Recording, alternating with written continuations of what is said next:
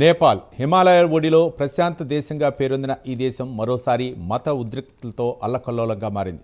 బీహార్ రాష్ట్రానికి ఆనుకుని ఉన్న నేపాల్లోని సున్సరి జిల్లా నుంచి ప్రారంభమైన చిన్న ఘర్షణ ఇప్పుడు అనేక జిల్లాలకు వ్యాపించి తీవ్ర హింసకు దారితీసింది. 3 ప్రాణాలు కోల్పోయారు, అనేక మంది గాయపడ్డారు. పలు జిల్లాల్లో నిరవధిక కర్ఫ్యూ అమలవుతుంది. భద్రతా బలగాలు భారీగా మోహరించారు. అయితే ఈ హింస ఎందుకు మొదలైంది, ఎలా విస్తరించింది, ప్రభుత్వం ఎందుకు విమర్శలు ఎదుర్కొంటోంది, ఇప్పుడు నేపాల్లో పరిస్థితులు ఎలా ఉన్నాయి, అవే ప్రశ్నలు చర్చల్లో ఉన్నాయి.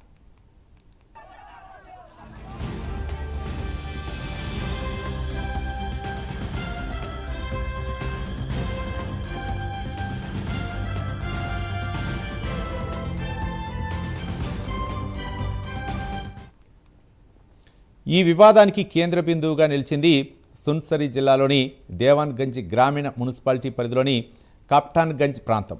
2 వేర్వేరు మతాలకు చెందిన వర్గాలు తమ మతపరమైన కార్యక్రమాలను నిర్వహిస్తున్న సమయంలో ఉద్రిక్తతలు చెలరేగినట్లు సమాచారం. ముఖ్యంగా లౌడ్ స్పీకర్ల వినియోగం, మతపరమైన జెండాల ప్రదర్శన, ఊరేగింపుల మార్గం వంటి అంశాలపై ఇరు వర్గాల మధ్య మాటామాట పెరిగి ఘర్షణకు దారితీసింది.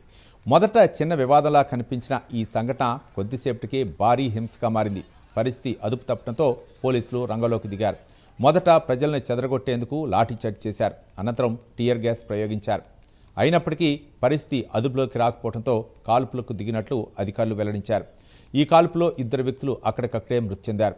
పలువురు గాయపడ్డారు. గాయపడిన వారిలో భద్రతా సిబ్బంది కూడా ఉన్నట్లు తెలుస్తోంది.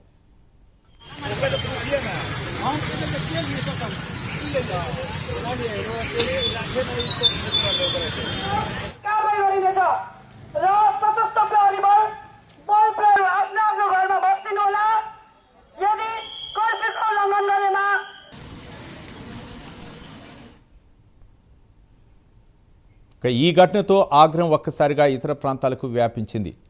సున్సరితో ప్రారంభమైన నిరసనలు సప్తరి, సిరాహా, ధనుష, పర్హా, బియర్గంజ్ వంటి జిల్లాలకు విస్తరించాయి. పలు చోట్ల ఆందోళనకారులు ర్యాలీలు నిర్వహించారు. కొన్ని ప్రాంతాల్లో వాహనాలకు నిప్పంటించారు. వ్యాపార సంస్థలు బలవంతంగా మూసివేయించారు. ప్రభుత్వ కార్యాలయాల ముందు నిరసనలు చేపట్టారు. దీంతో సాధారణ ప్రజల జీవనం పూర్తిగా స్తంభించిపోయింది. సిరాహా జిల్లాలోని గోజల్ బజార్ ప్రాంతంలో పరిస్థితి మరింత విషమించింది. అక్కడ జరిగిన ఆందోళన సందర్భంగా మరోసారి పోలీసులు కాల్పులు జరిపినట్లు సమాచారం. ఈ ఘటనలో కేవలం 15 ఏళ్ల వయసున్న గణేష్ యాదవ్ అనే బాలుడు మరణించినట్లు నివేదికలు చెబుతున్నాయి. దీంతో మృతుల సంఖ్య 3కు చేరింది. ఈ సంఘటన ప్రజల్లో తీవ్ర ఆగ్రహాన్ని రగిల్చింది.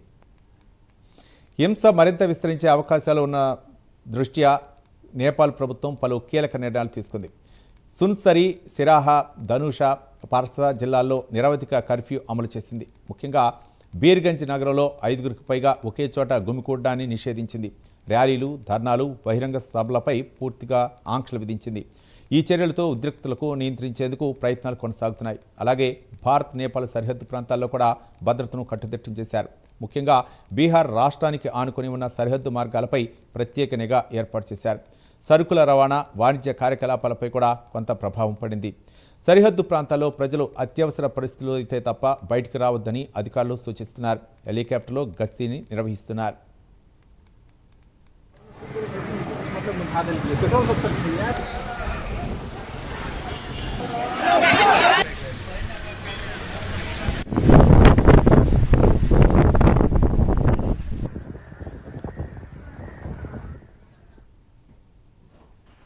నేపాల్ ప్రభుత్వం వ్యవహరించిన తీరుపై తీవ్ర విమర్శలు వ్యక్తమవుతున్నాయి. ప్రతిపక్ష పార్టీలు, భద్రతా నిపుణులు, మానవ హక్కుల కార్యకర్తలు ప్రభుత్వం ప్రారంభ దశలోనే చురుకైన చర్యలు తీసుకుని ఉంటే పరిస్థితి ఇంత దారుణంగా మారేది కాదని ఆరోపిస్తున్నారు. హింస మొదలైన వెంటనే రాజకీయ నాయకత్వం స్పందించలేదని, స్థానిక ప్రజాప్రతినిధులు, మత పెద్దలు, సామాజిక సంస్థలతో చర్చలు జరపలేదని విమర్శిస్తున్నారు. ప్రధానమంత్రి భద్రతా అధికారులతో సమావేశం నిర్వహించడానికి 4 రోజులు పట్టిందని, జాతీయ భద్రతా మండలి సమావేశం కూడా ఆలస్యంగా జరిగిందని ప్రతిపక్షం ఆరోపిస్తుంది. సమయానికి శాంతి చర్చలు ప్రారంభించకపోవడం వల్లే ఉద్రిక్తతలు మరింత పెరిగాయని విమర్శలు వినిపిస్తున్నాయి.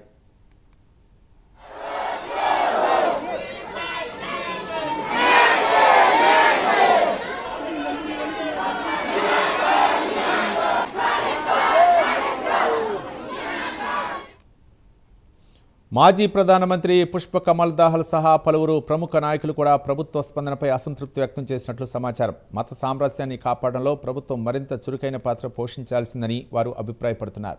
ఇదిలా ఉండగా దేవన్గంజ్ గ్రామ పాలక సంస్థ పోలీస్ కాల్పులో మరణించిన ఇద్దరిని స్థానిక స్థాయిలో అమరవీరులుగా ప్రకటించింది. వారికి అధికారికంగా కూడా అదే హోదా ఇవ్వాలని నేపాల్ ప్రభుత్వాన్ని కోరింది. మృతుల కుటుంబాలకు ఒక్కొక్కరికి 10 లక్షల నేపాలీ రూపాయలు ఆర్థిక సహాయం అందించాలని నిర్ణయించింది. తీవ్రంగా గాయపడిన వారికి 2 లక్షల రూపాయలు, ఇతర గాయపడిన వారికి 50,000 రూపాయల చొప్పున పరిహారం ప్రకటించింది. హింసలో నష్టపోయిన ఆస్తుల వివరాలను అంచనా వేసి పరిహారం చెల్లించాలని కూడా ప్రభుత్వాన్ని కోరింది. ఈ సంఘటన నేపథ్యంలో నేపాల్లో మత సామరస్యంపై మరోసారి చర్చ మొదలైంది. చిన్న స్థానిక వివాదాలు సామాజిక మాధ్యమాల ద్వారా వేగంగా వ్యాపించడం, పుకార్లు ప్రజల్లో భయాందోళన పెంచడం, రాజకీయ జోక్యం ఆలస్యం కావడం వంటి అంశాలు పరిస్థితిని మరింత క్లిష్టంగా మార్చుతున్నాయని విశ్లేషకులు చెబుతున్నారు. భారత్కు అత్యంత సన్నిహిత పొరుగు దేశమైన నేపాల్లో ఇలాంటి ఉద్రిక్తతలు కొనసాగటం ద్వైపాక్షిక వాణిజ్యం, సరిహద్దు భద్రత, ప్రజల రాకపోకలపై కూడా ప్రభావం చూపే అవకాశం ఉందని నిపుణులు అంచనా వేస్తున్నారు. ముఖ్యంగా బీహార్కు అనుసంధానమైన సరిహద్దు ప్రాంతాల్లో భద్రతా చర్యలు మరింత కట్టుదిట్టం చేయాల్సిన అవసరం ఉందని భావిస్తున్నారు. बुवा आमा दिदीबहिनी तथा दाजुभाइहरू, म आज एक अत्यन्त संवेदनशील घडीमा तपाईहरू सामु उपस्थित भएको छु। केही दिन अघि सुनसरीको देवानगञ्ज, सिराहा लगायतका स्थानमा भएको दुःखद घटना र त्यसपछि केही जिल्लाहरूमा उत्पन्न अशान्त वातावरणलाई लिएर नेपाल सरकार पूर्ण रूपमा गम्भीर र संवेदनशील छ। यस दुःखद घटनामा परि निधन हुनुभएका हाम्रा नागरिकहरू जयप्रकाश मेहता, ओम प्रकाश मेहता र गणेश यादवप्रति म भावपूर्ण श्रद्धाञ्जली अर्पण गर्दछु। साथै शोक सन्तप्त परिवारजनहरूमा नेपाल सरकारका तर्फबाट गहिरो संवेदना व्यक्त गर्दछु।